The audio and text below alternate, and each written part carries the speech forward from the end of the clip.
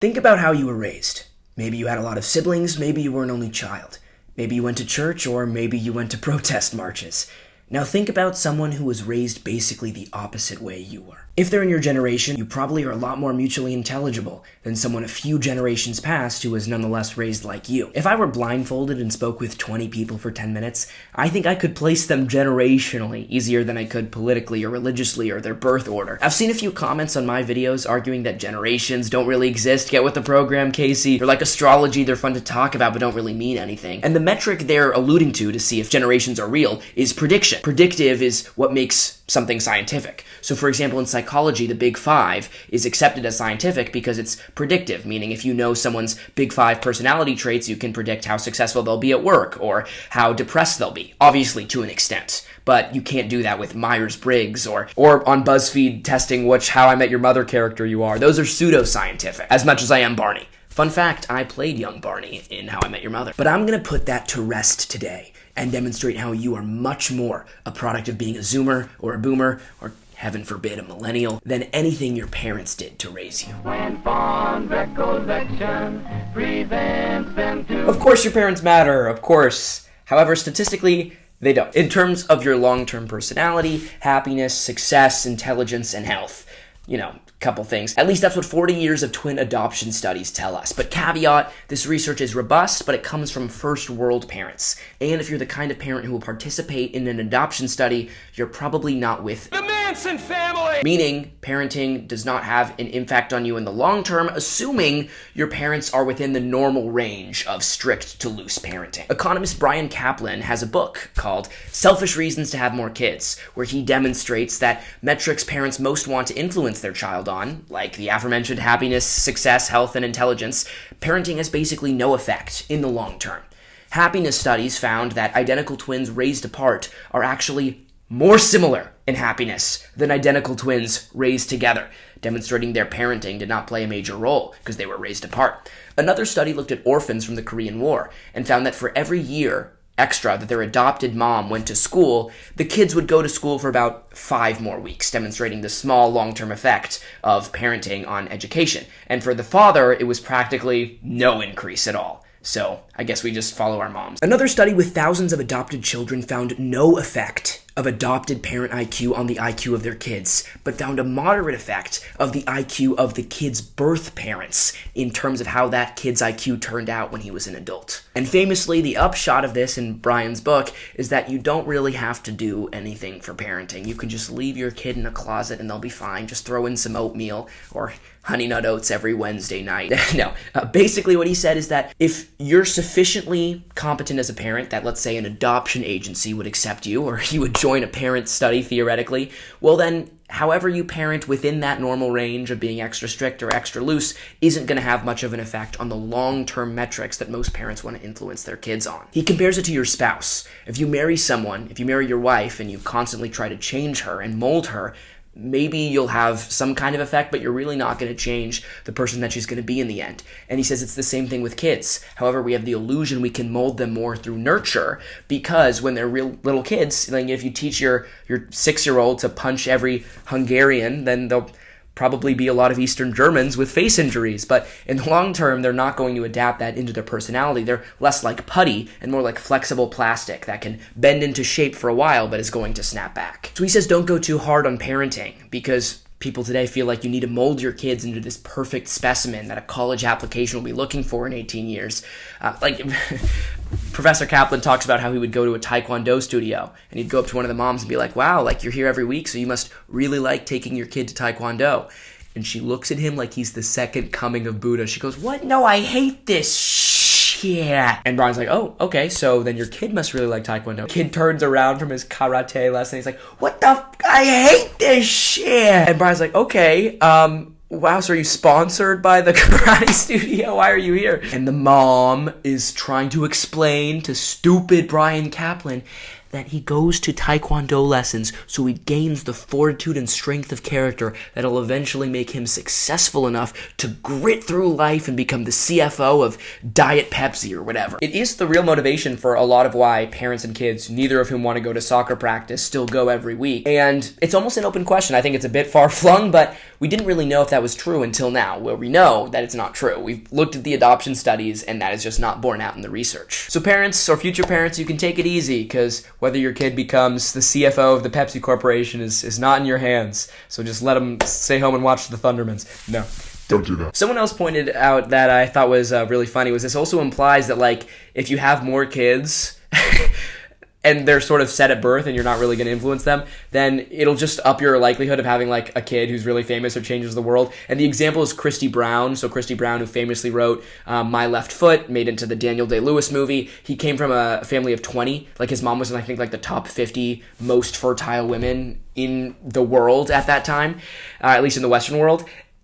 And so, like, yeah, one of them's going to become, like, a major novelist or something, right? Like, it's just the odds. Another really sad thing that I heard pointed out about this was that means a lot of addiction being hereditary.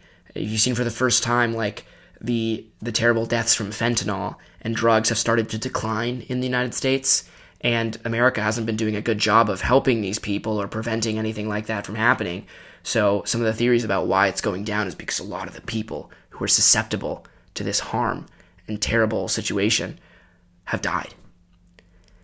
And it's almost like Darwinianly cruel, but that's like part of why the situation might be curbing for the first time. Really sad. I've definitely been affected, people with fentanyl, and if you have, like, I'm so sorry. It's really hard. All right, I just wanted to take a moment there before I go back to describing the rest of the generations. But there's a problem in the story I've told you so far.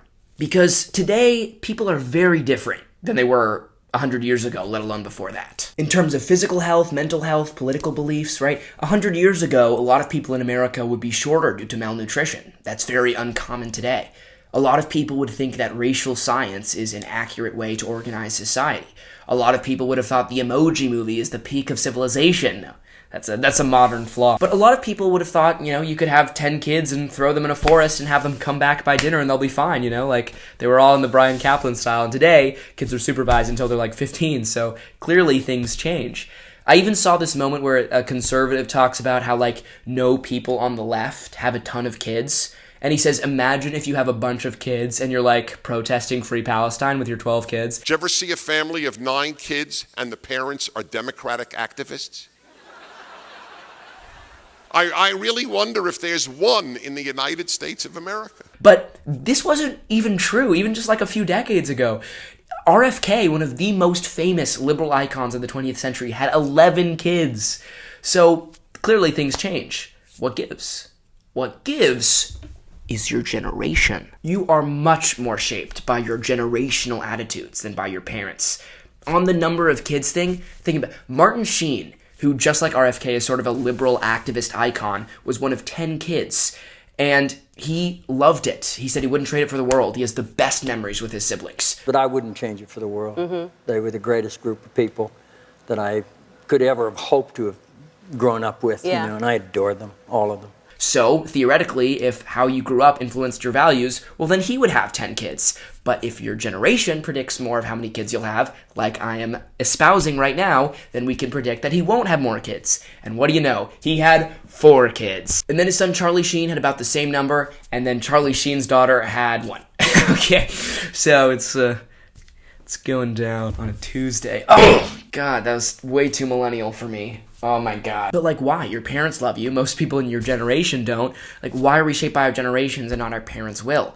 The reason is because that is where we get what is normal. That's what I mentioned in the other video, the death of monoculture. It's so common for Zoomers to look at each other and know that their parents just said something that would be cancelable, right? Like assuming what society and their generation says is cancelable is cancelable. But it's never the reverse. It's never like you're talking to your friend and they say something and you think, wow, like my parents would cancel them, or like that's not what my parents would approve of them saying.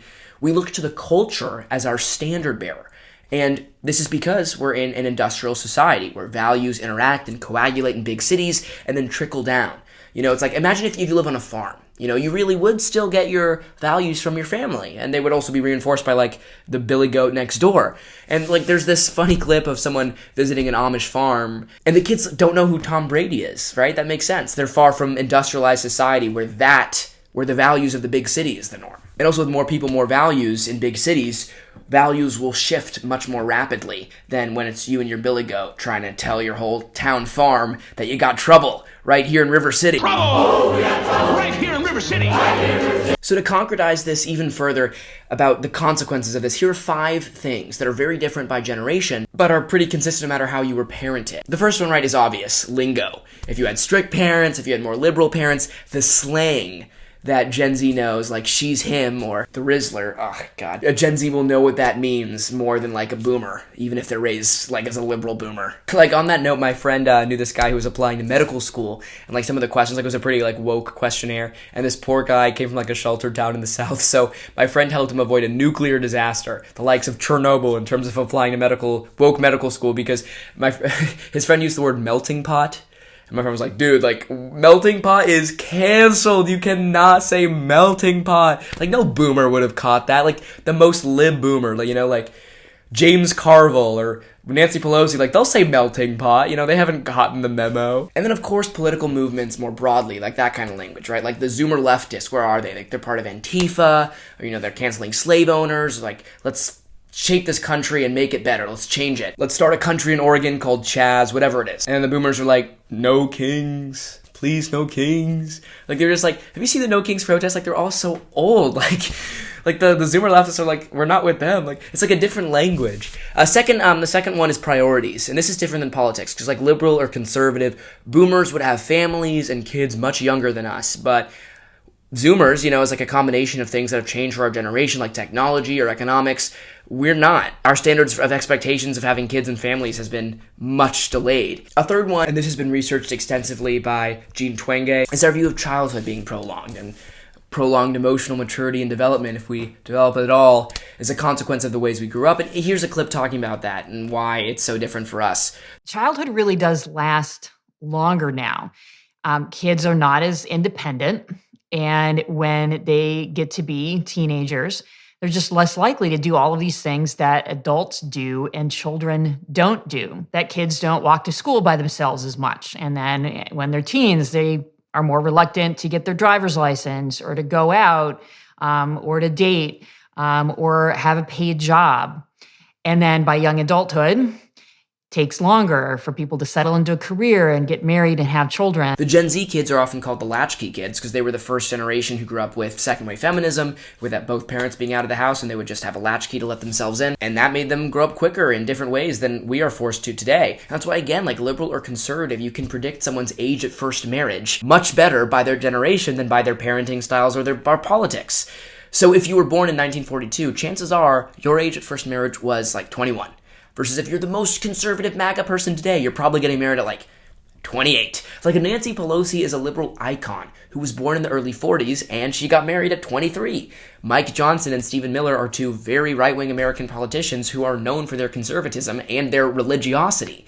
Mike Johnson got married at 27. Stephen Miller got married at 34. A fourth way is social issues, or what's worth debating. Like, we're obviously polarized, but we have different questions. It was so cool for me to see those clips in, like, The White Lotus, where, like, the liberal mom and daughter are just not connecting because the liberal mom is into, like, second-wave feminism, and Hillary Clinton, and the daughter's like, that's so passé, like, she's bombing children in Gaza. She was a neoliberal war hawk. She was a neolib and a neocon.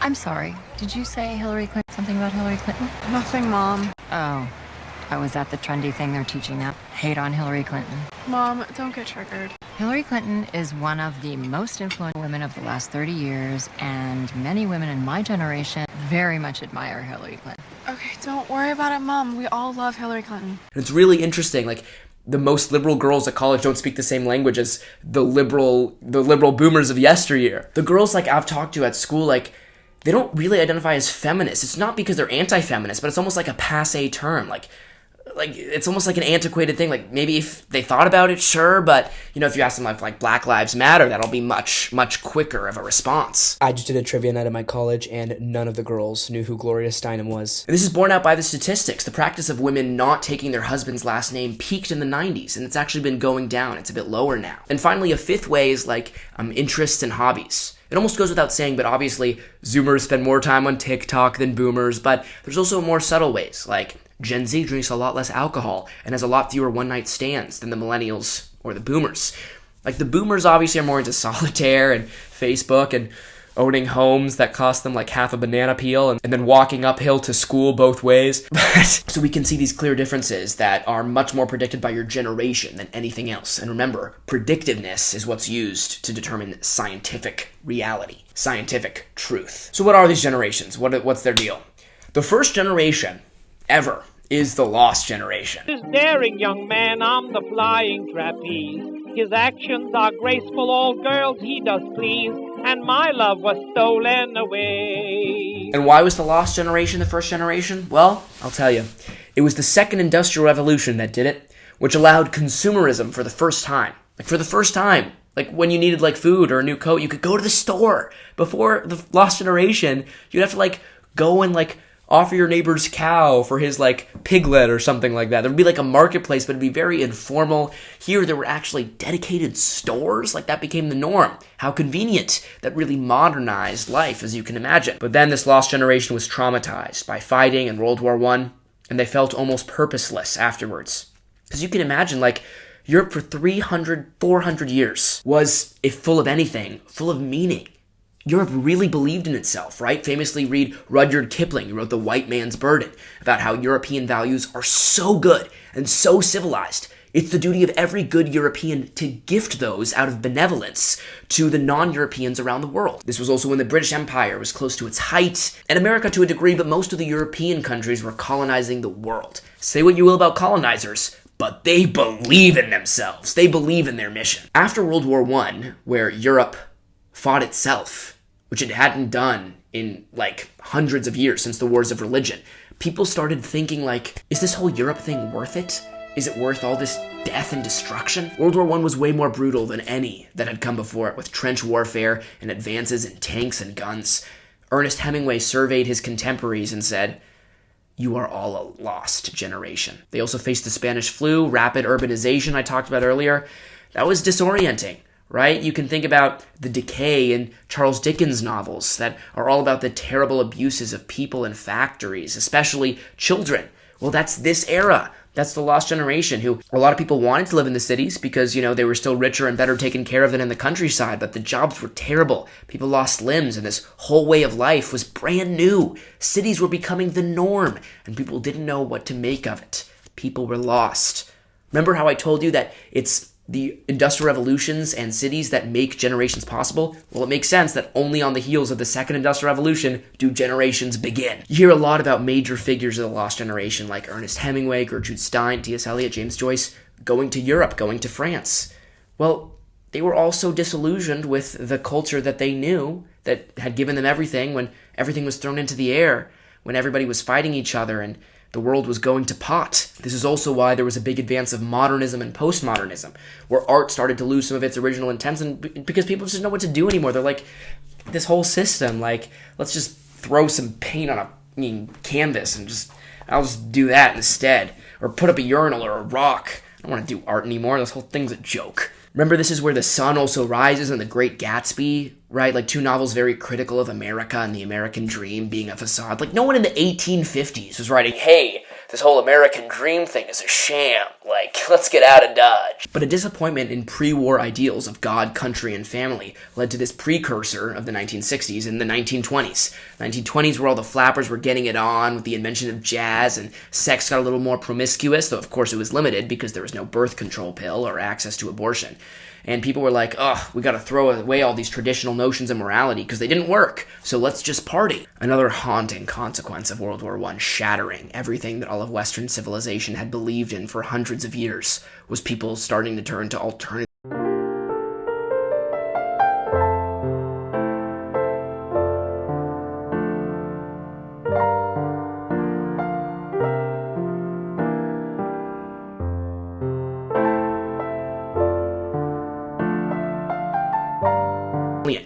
The New Deal, right, very collectivist programs of government intervention for everybody, help the working man, everybody get a job together, passed in their time. The Great Generation, they weren't about rocking the boat. Like, they trusted institutions, they participated They would strengthen institutions. They had the Kiwanis Club, the Rotary Club, the Lions Club, all those fuddy-duddy clubs that you maybe see your grandpa have a newsletter from. And while they grew up as adults in the Great Depression, their kids were even more impacted by it. The Greatest Generation sort of did what they were told out of a sense of duty, and they rose to the occasion. They became great through fighting in World War II, which in the national mythos is the greatest and most just of all wars, and they felt a strong sense of pride.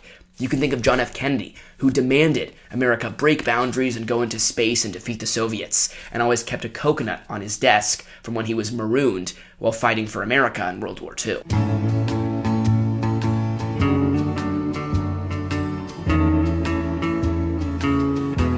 And then their kids, the silent generation, was so traumatized by everything going wrong in their childhood, right? Great Depression chief among them, and then the war, they became silent, okay? They conformed with each other and wanted to work within systems, right? You can think of still Martin Luther King, who wanted to reform from within the system. But not everyone in his generation did.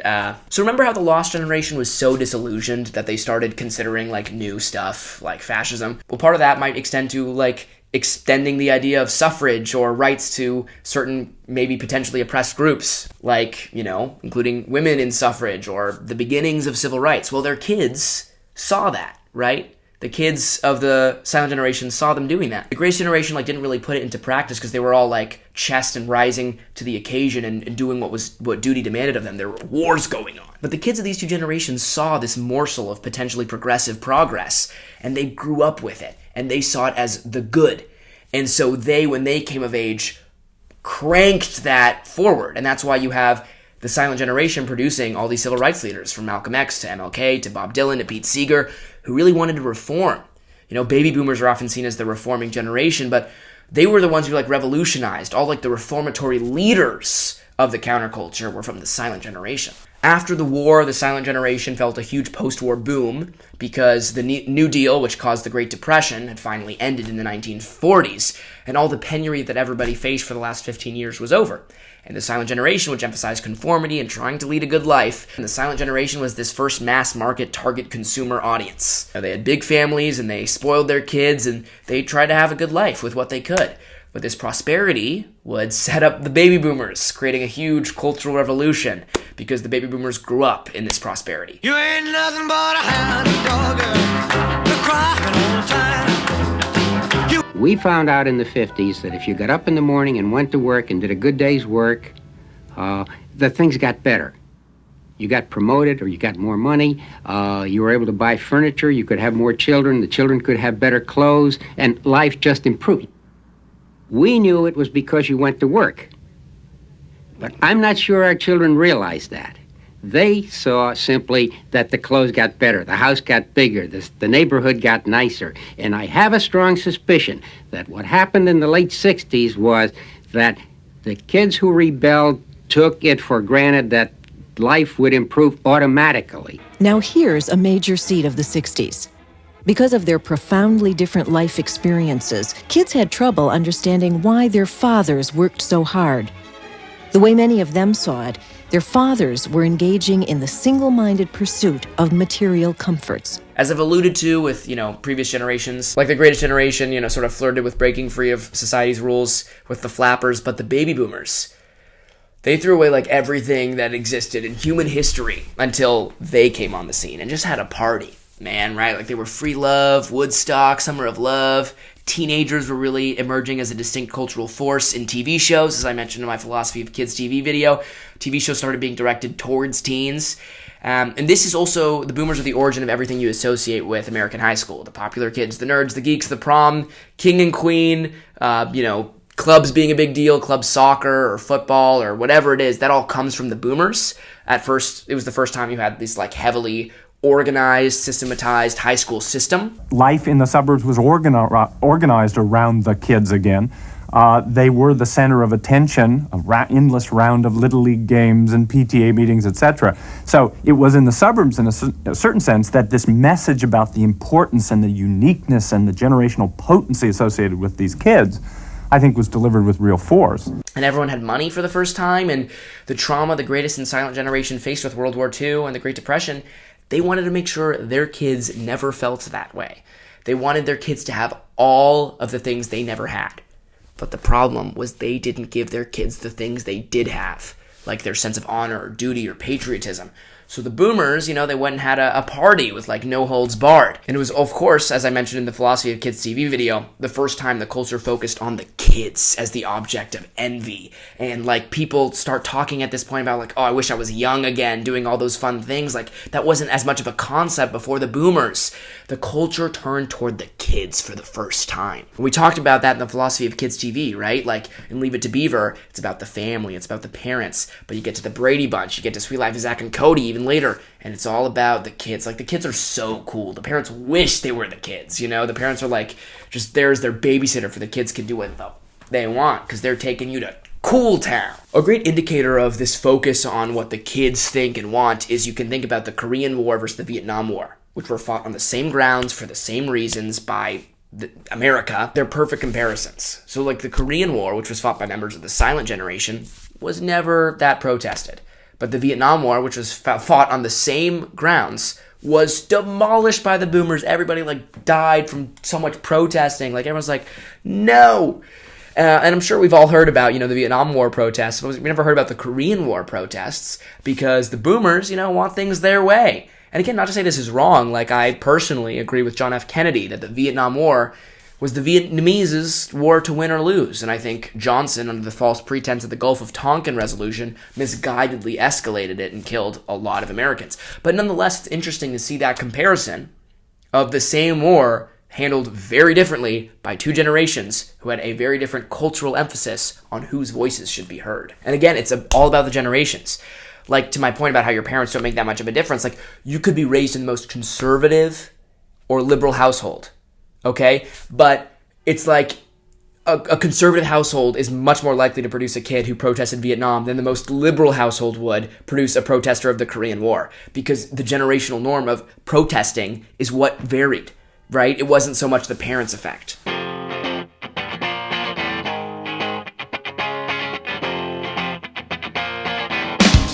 Now, if the boomers were the optimists, party night, Gen X were the cynical hangovers. They, as I mentioned earlier, were the first kids to come of age with second-wave feminism, so they were the latchkey kids because their parents were both working, and they came home to an empty house, which fostered pragmatism and independence.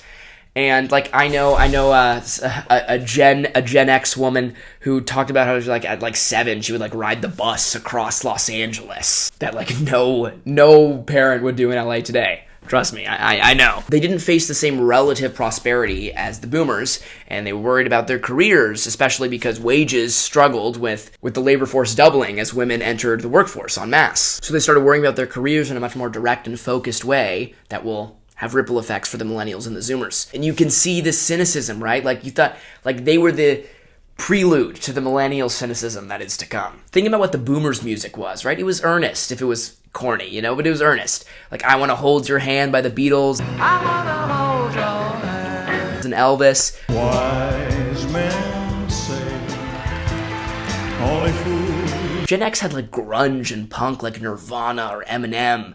Their movies were parodying the stereotypes the boomers started, like Revenge of the Nerds or Animal House or Fast Times at Ridgemont High. They did things themselves. They took it on themselves. You can think about Elon Musk, who didn't start to work at NASA. He started his own company and like targeted systemic and grand world challenges versus like the idealistic boomer Steve Jobs, who focused on the individual consumer experience and making that as perfect as it can be.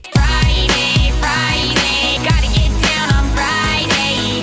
Everybody's looking forward to the weekend. Oh, millennials. Oh, what can be said about them? Oh, God. They came of age during the financial crisis and 9/11, and we all know the millennial pause before they start their TikToks. The millennial pause is this very brief moment right when they hit the record button, and they wait for it to start recording, and then they take a breath and say, hey guys, it's me, I'm on this TikTok video, blah, blah, blah, blah. We got Taylor Swift doing the millennial pause. Hey guys, it's Taylor. They're just cynical, not really my speed. They were raised by the boomer revolutionary parents, so they were also involved in a lot of activism, right? That they learned from their parents. That's why they're called the echo boomers. And the kids, the baby boomers, they, is a bit of a second baby boom. There are more millennials than any other generation. Yikes. Oh, we're cooked. No, I'm just kidding. Millennials. Kind of. No, some of you are chill. And of course, housing and college really started to get expensive for them, so that's why they're the first generation to like think of the term adulting and, you know, postponing maturation, marrying, buying a house. In 1960, the average age of marriage was 21. For the millennials, it was like 27.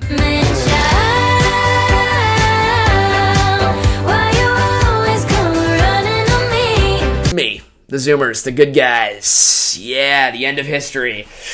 I've already talked about this at length, but I think we are the post to the postmodernism of generations that's preceded us. Like, I like us, guys. I don't know what to say. I think we've got a renewed turn towards sincerity where we can actually say things without irony. Like, I got a couple comments on my videos.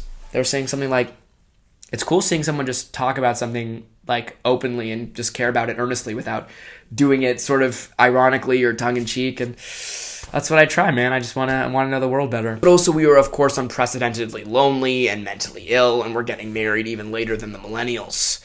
A lot of us are not religious at all, and a lot of us are becoming very orthodox Catholics. Our politics is leftism like Greta Thunberg or right-wing like MAGA. It's not like the boomers or millennials, you know? They're kind of like, they're playing both sides. They're like, come on, man, it's just all classical liberalism, man. Okay, remember how the silent generation saw their parents do like the beginning of civil rights and like integration in the military or whatever, and then they took and ran with that and created the civil rights movement? Well, we've seen like a sort of divergence of right-left politics in like the 80s and 90s, but it was baby compared to what it is today, and we really, whatever side we were on, believed it all the way. That's why we're so much more polarized. We're not going to no kings, you know? Or even like the millennials with Obama, you know? Like Obama's whole thing was, we can coexist, we can have different definitions of when life begins or when life ends or the universe, but it's okay, guys. We'll just all be fine. We're like, I don't know about that. I think we're taking each premise that the generations before us set up for us to their logical conclusions. We are the post generation. We do things that we understand things and we live by them. And we're really starting something new here. We also had the lockdowns together and Trump and war and podcasts and social media, which is really, it's making us all depressed. But like, I think we're pretty cool. We're my favorite. And then Gen Alpha and Gen Beta. You know what? I'm not even going to dignify. Fine, they get a brief one. My style is ridiculous.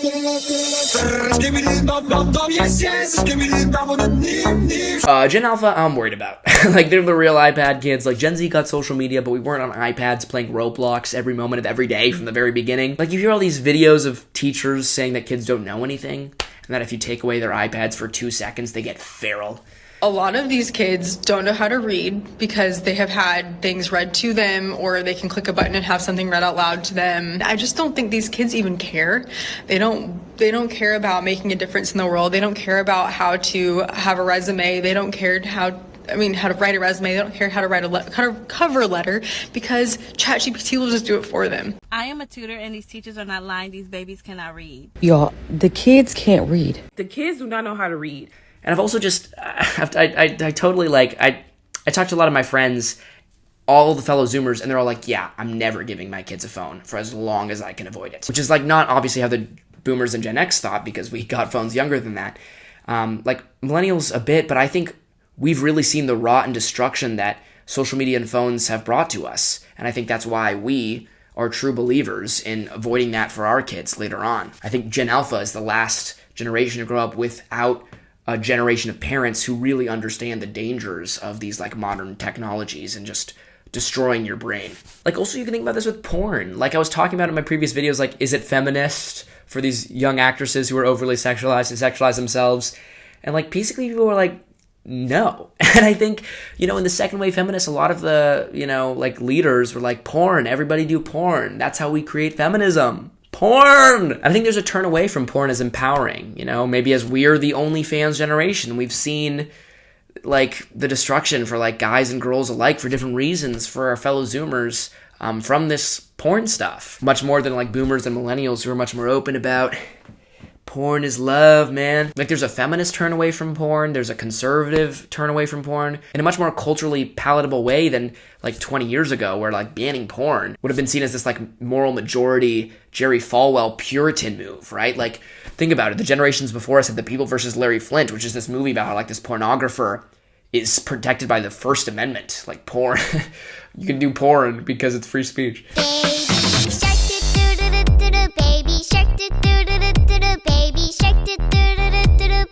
Gen Beta, okay, they're gonna be even more cooked than Alpha. Is that possible? No. I think, honestly, no. I think we might find a solution to like all the problems besetting Generation Alpha.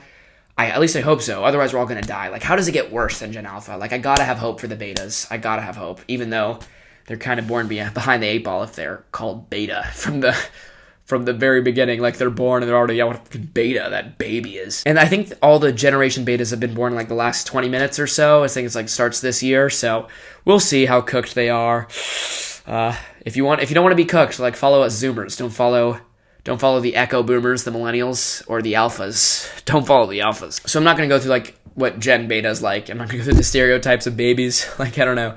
Maybe the babies are extra colicky this year. So those are the generations, and I hope that's helped you see that generations aren't like tarot cards or palm readings, but they're a real phenomenon that tangibly affects you in more ways than your parents ever will, at least in terms of a lot of fundamental attributes of you. So let me know what generation you belong in and what generation, because like I've gotten comments from boomers, zoomers, no greatest generation yet. Comment if you're here in 90, hashtag 90. And also comment what generation you belong in spiritually, because like, again, like my sister, like she didn't know road work ahead. Well, yeah, I sure hope it does. Like, she is kicked out of zoomer land for that. Like, she's totally a millennial. I hope you enjoy these videos. I really try to help us know the world better, me with you, in my characteristic Gen Z sincerity.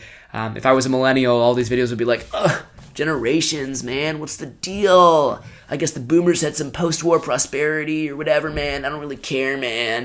I've got like an arm tattoo and working at like a coffee shop, but not Starbucks, you know. It's like the hipster coffee shop, like, what's up, man? You want a latte? Sorry, we only got a macchiato frappe double wop with wasabi sauce. And then you order, and I'm like, yeah, right on, man, right on. These do take a lot to make, and I do other stuff too, so I'm really grateful for Patreon to enabling me to make this, because like, it could be a bit tough to have the time and resources, but Patreon helps me a lot. So if we'd love to have you on the community over there to help us brainstorm these videos, and we'll talk about our thoughts together after, and you tell me what you think I need to comment on in society and what we need to figure out together next, because that's what these videos are. You know, it's like there are things out there that exist and we need to figure them out. So I'd love to see you on Patreon, but if not, thanks for watching. See you next time. And what do you think about your generation or the other generations, like the worst generation, millennials? I'm sorry. I probably have more millennials in my audience than anyone else, because there's more millennials than anyone else. So I'm sorry, guys. Like, you're good individually, but I don't know. The way most people feel about boomers is how I feel about the echo boomers, the millennials. Okay, I'm just very anti-cynicism. All right, the world is good. We're good. Let's be good and embrace that. Okay, millennials, you guys are welcome here. No prejudice. A little bit of prejudice. No, you're good. You're good. Love to see the millennials in the comments. Well, your parents don't matter. Your generation does. Bye.